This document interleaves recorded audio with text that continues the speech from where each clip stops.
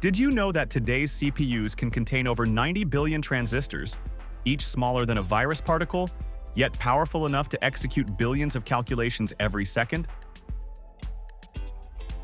Often called the brain of a computer, the Central Processing Unit, CPU, processes instructions, performs calculations, and manages virtually all data flow within a computer system.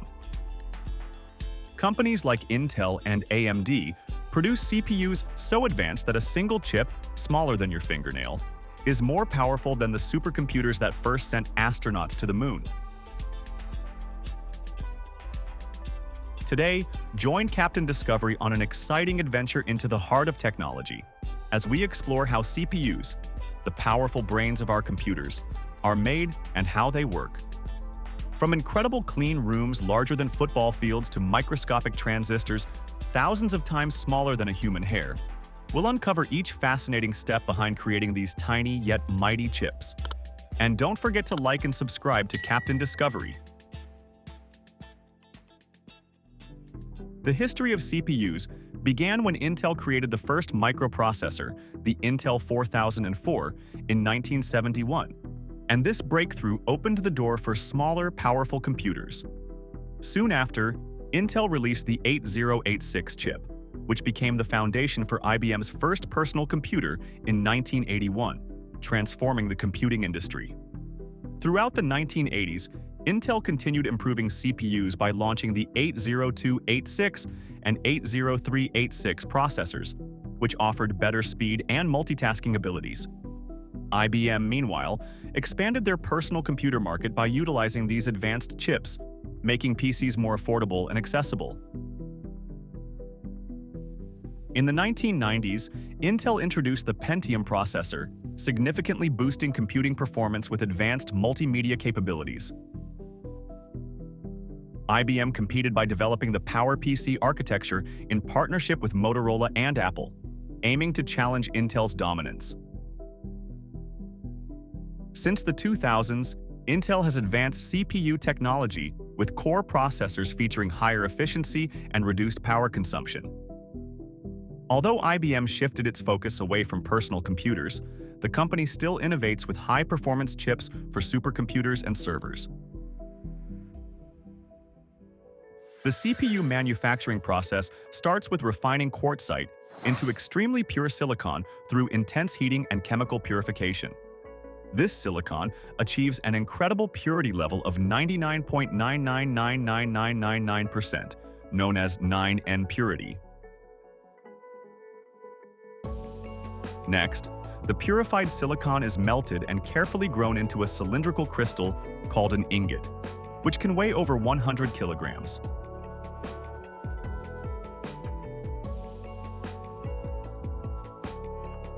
These ingots are sliced into thin silicon wafers, typically 300 millimeters in diameter, each around 0.75 millimeters thick, thinner than a credit card.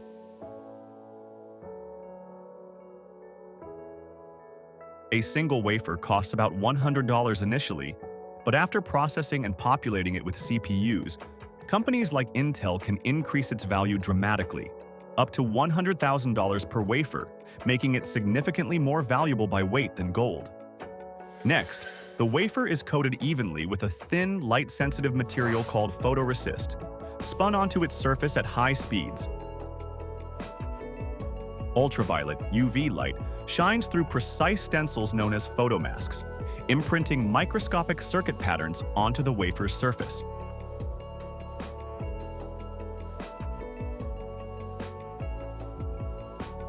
This crucial step is repeated around 80 times per CPU chip, each photomask costing companies like Intel approximately $300,000, highlighting how expensive and critical this step is to CPU manufacturing. The patterns created are extremely small, measuring just a few nanometers, thousands of times thinner than a human hair. If you find this video interesting, don't forget to subscribe to Captain Discovery. In this stage, the wafer undergoes a precise chemical or plasma etching process, removing silicon material only from areas unprotected by the photolithography mask, forming microscopic channels and structures. Next, these tiny etched channels are filled by depositing ultra-thin layers of materials such as copper, silicon dioxide, and other insulating oxides.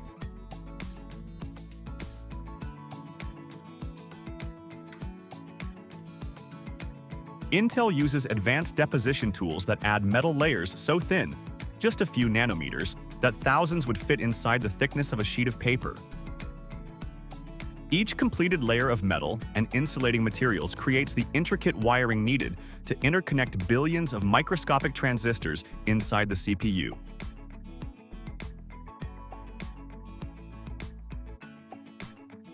After completing a single patterned layer, the wafer returns repeatedly to photolithography, etching, and deposition tools, with each CPU chip requiring about 80 intricate layers, totaling around 940 individual manufacturing steps. Throughout this lengthy process, semiconductor factories such as Intel and TSMC continually clean and inspect wafers to eliminate dust particles, because even a microscopic speck can ruin an entire chip. Metrology tools, including powerful electron microscopes capable of inspecting features smaller than a virus particle, ensure each layer is accurately formed, maintaining precision within just a few nanometers.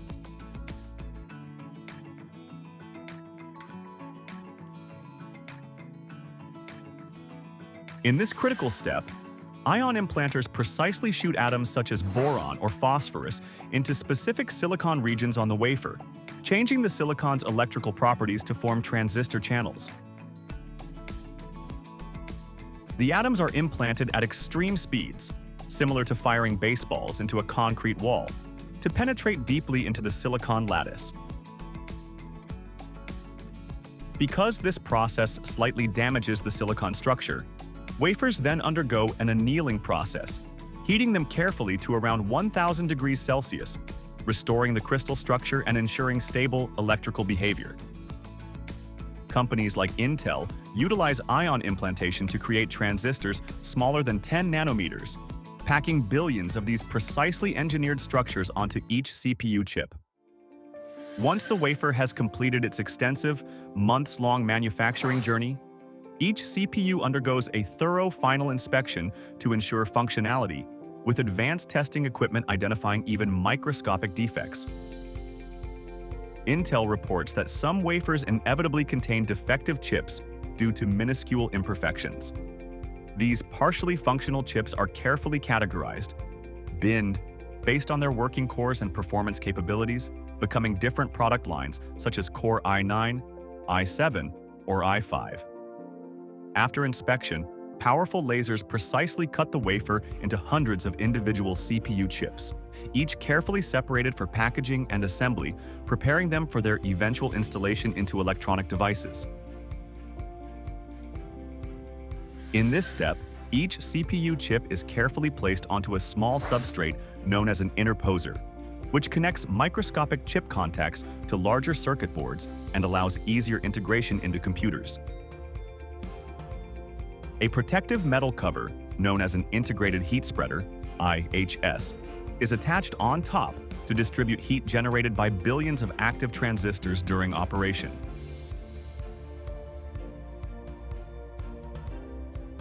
After assembly, each CPU undergoes rigorous final testing to verify reliability, stability, and peak performance. For example, Intel individually tests every CPU under heavy workloads to ensure flawless functionality before packaging. Only after passing these demanding quality checks are the CPUs packaged securely and shipped worldwide, ready for installation into desktop computers, laptops, and other electronic devices. Data centers, cars, and every single iPhone all rely on one crucial component: microchips. As technology advances, scientists and startups worldwide are working on developing low-energy microchips that use less power while delivering even greater performance.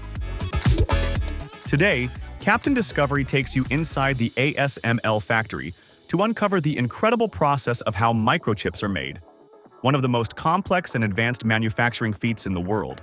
And if you're curious about why Apple relies on TSMC to produce its powerful chips, Stick with us until the end of the video.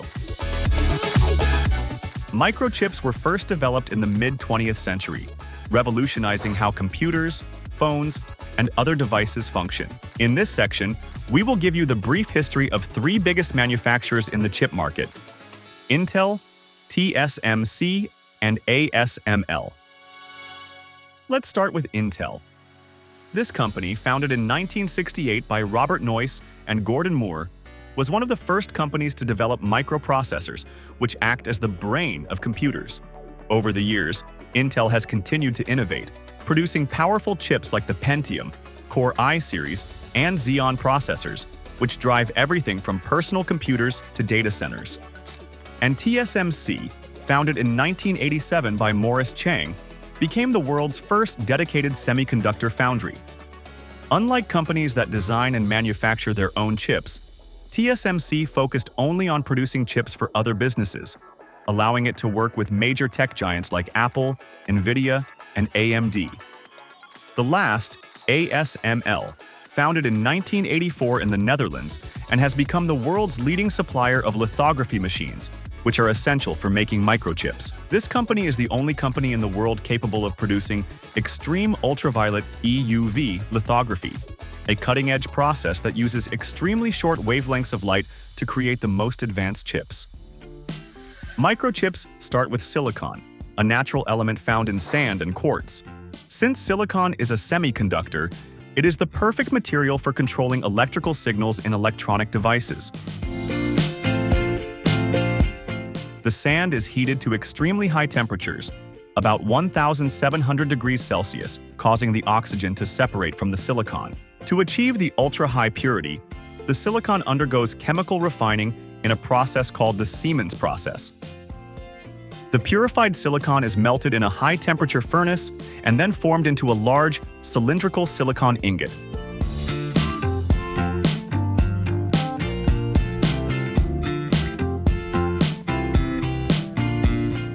A small seed crystal of silicon is dipped into the molten silicon and slowly pulled upward while rotating.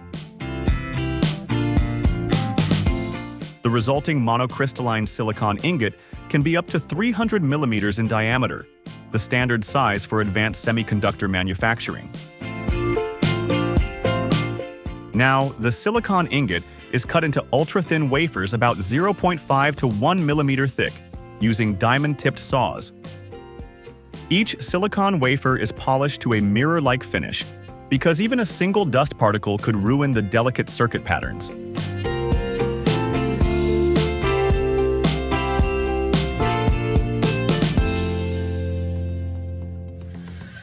Now, engineers use specialized software to design the layout of the microchip circuits. Modern microchips can contain billions of transistors, which must be strategically placed to ensure fast processing and minimal energy consumption.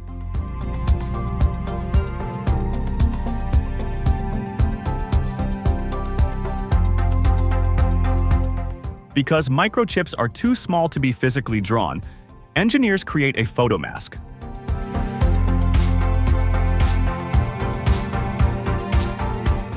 This is a high-precision glass plate coated with a light-sensitive material that contains an etched image of the chip's circuit design, the blueprint for the circuit pattern.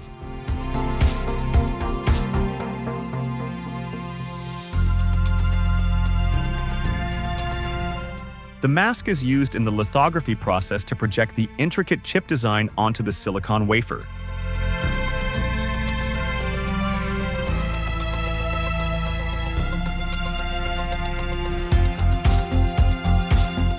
Modern chips use extreme ultraviolet lithography, EUV, a process that prints features as small as 2 to 5 nanometers, which is more than 10,000 times thinner than a human hair.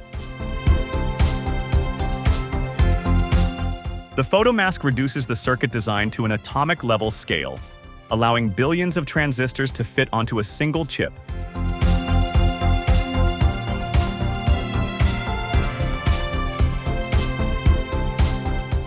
And, since microchips are made up of multiple layers, multiple photomasks are created for different circuit layers. Each layer contains a specific part of the circuit, such as logic gates, memory cells, and electrical connections. This will explain why the chip can perform millions of calculations per second.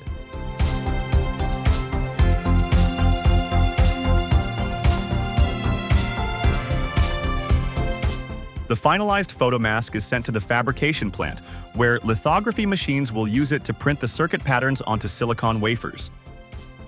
And if you like this content, subscribe to Captain Discovery now.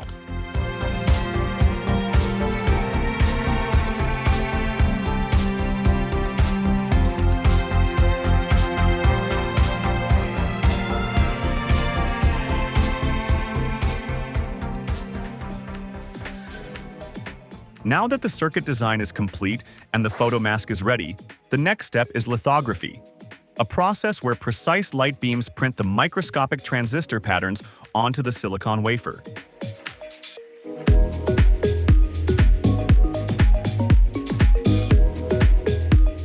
The wafer is spun rapidly, which can up to 5,000 RPM to make sure the photoresist spreads evenly across its surface, creating a thin and smooth layer.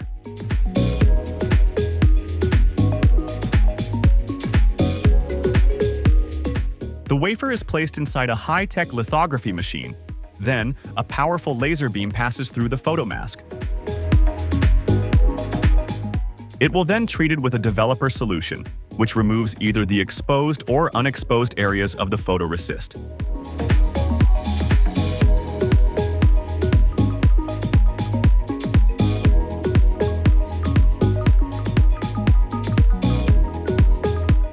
Since microchips have multiple layers, this process is repeated multiple times for each layer of transistors and electrical pathways. Once the lithography step is complete, the wafer moves on to etching, doping, and metal layering, where the transistors and circuits are physically built into the silicon. There are two main types of etching. One is wet etching, uses liquid chemicals to dissolve unwanted material. Second is dry etching, which uses high-energy ionized gas to remove material at a more precise atomic level. This step clears away unnecessary silicon, creating tiny trenches and holes where transistors and connections will be formed. Next, the silicon wafer undergoes ion implantation, also known as doping.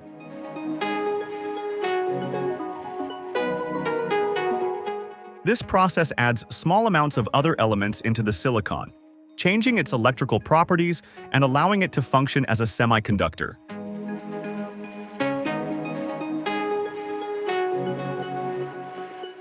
High-energy ion beams shoot these elements into specific regions, helping form the chip's logic gates and memory cells.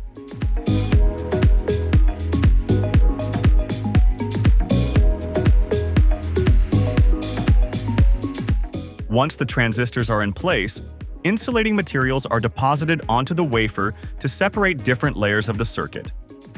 The wafer then goes through metal deposition, where copper or aluminum layers are added to form electrical connections between transistors.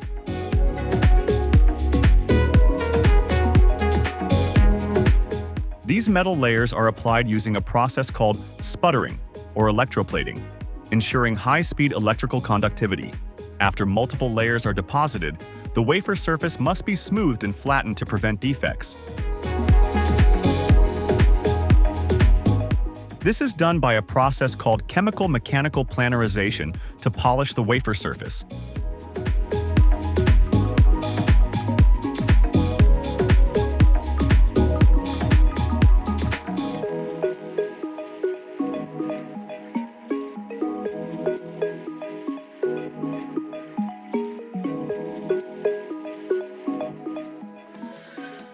Now that the microchips, transistors, and circuits have been fully built, the final step is testing, cutting, and packaging. Some tests include thermal testing, exposing chips to extreme heat and cold to see if they function under harsh conditions. Stress testing, simulating real-world use cases to detect any potential failures. Power efficiency testing, ensuring the chip consumes minimal energy while performing at high speeds.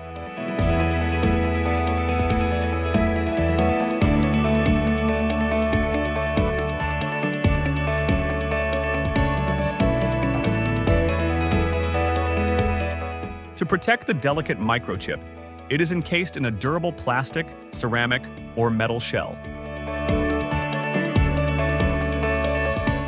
Modern chips use advanced packaging techniques like 3D stacking, where multiple chips are layered on top of each other for higher performance and lower energy consumption.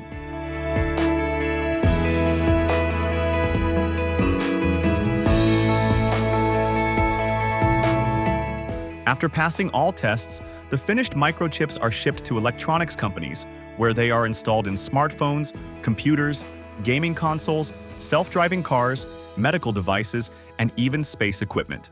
Have you ever wondered how your familiar laptop is created? From a small circuit board to a powerful machine, every step in the process is a masterpiece of precision and ingenuity.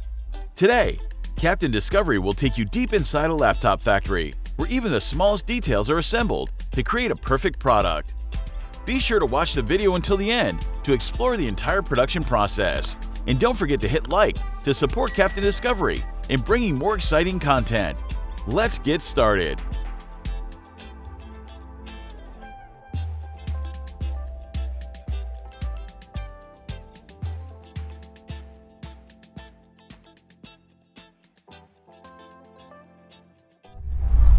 The first portable computer appeared in the 1980s.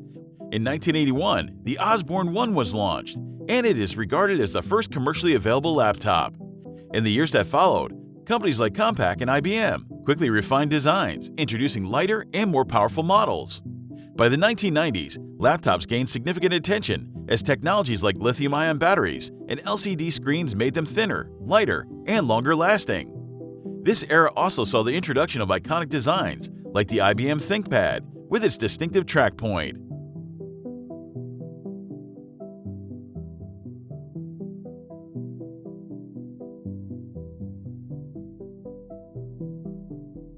Entering the 21st century, laptops saw unprecedented development with the launch of ultra-thin, ultra-light, and multifunctional devices like Apple's MacBook Air and powerful gaming machines like Alienware. Today, laptops are not only tools for work, but also gateways for entertainment, learning, and even a reflection of modern lifestyles.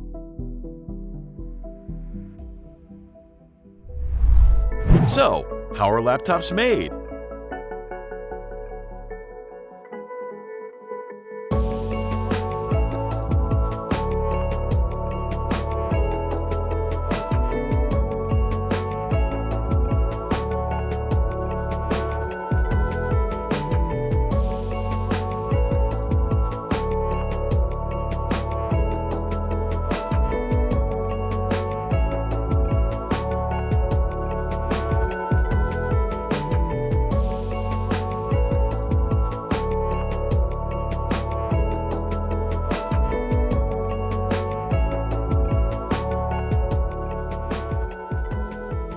Do you know what connects and controls all the components in a laptop?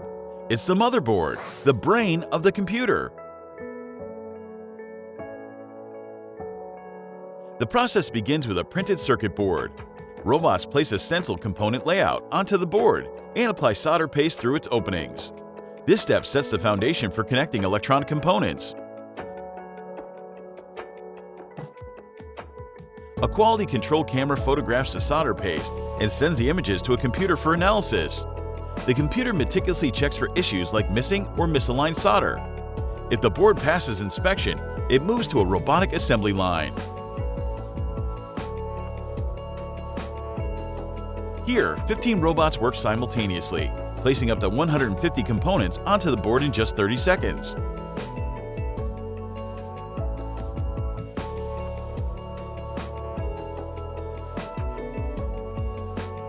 The board is then sent through an oven, which melts the solder paste to secure the components. Finally, a camera checks if all components are soldered correctly and ensures that none are missing or misaligned. Once everything meets the required standards, the motherboard is ready for the next assembly stage. After the motherboard is ready, what part comes next? It's the screen, the display for all the images and information you see. Technicians start by applying a protective film to the LCD screen. Next, they carefully connect cables between the screen and the motherboard. The screen is mounted into a frame that includes a built-in webcam and microphone, then finished with a thin metal bezel for added durability and aesthetics.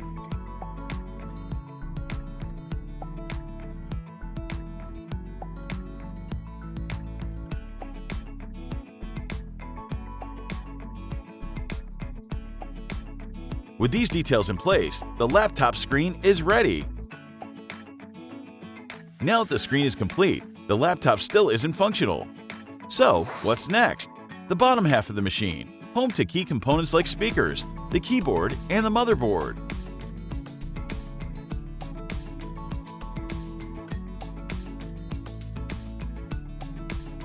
First, technicians attach the touchpad and speakers to the frame.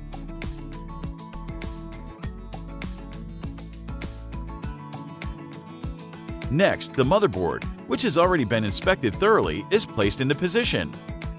For gaming laptops, engineers add 2 large fans for cooling, as these machines generate significant heat during operation.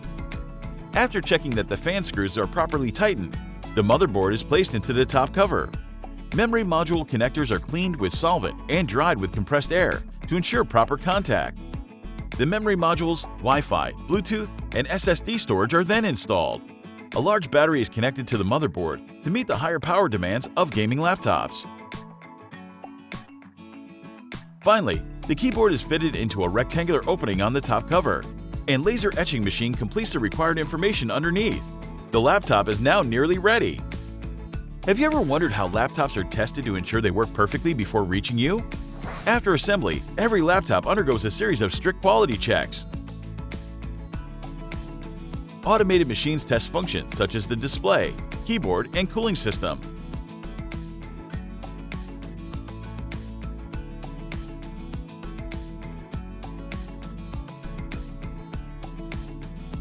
Meanwhile, technicians manually check additional features like screen color accuracy, keyboard durability, and overall build quality. These tests ensure that every laptop is perfect for users. Now the laptop is complete, but before it reaches consumers, it must be carefully packaged.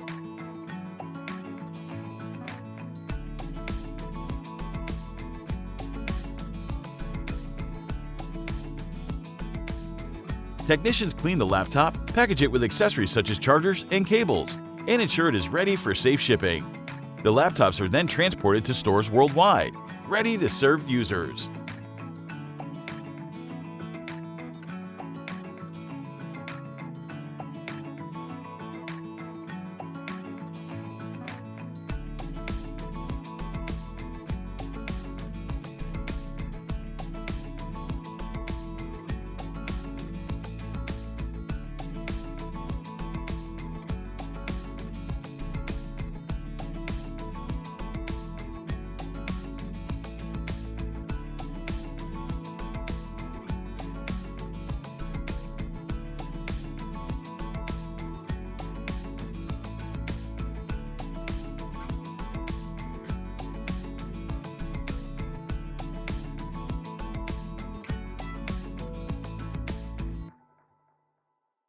To minimize environmental impact, many laptop factories have adopted solar energy in their operations.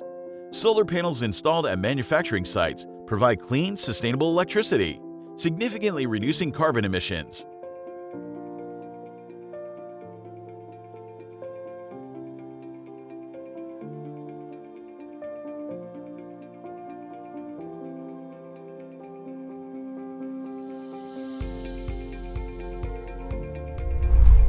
Which brand of laptop are you using? And how does it perform? Share your experience in the comments below. If you found this video interesting, don't forget to subscribe to Captain Discovery for more fascinating content in the future.